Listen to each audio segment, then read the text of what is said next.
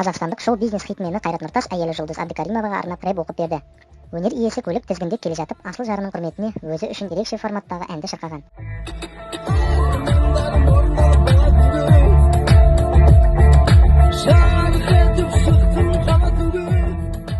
Желідегілер әнші өлең сөздерін сол сәтте ойдан шығарғанын болжады.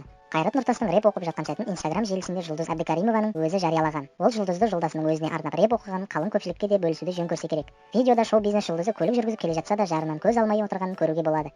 Өнер иесі сүйіктісінің көңілін көтеру үшін оның құрметіне ырғақты ән шырқап, артынан жұлқына билеп те берген. Оған қоса, бейнежазбада Қайрат қолғаппен болса, жұлдыз бетіне медициналық маска тағып алған. Желідегілер ерлі-зайыптыларға сүйсіне қарап, оларға деген ақ тілегін жаудырды. Жарасымды жұп, бақытты болыңыздар. Қайраттың рэп оқығаны қызық екен. Сөзін сол жерде шығарып отырған сияқты ғой. Керемет, жарайсың. Жарыңды қуанта бер.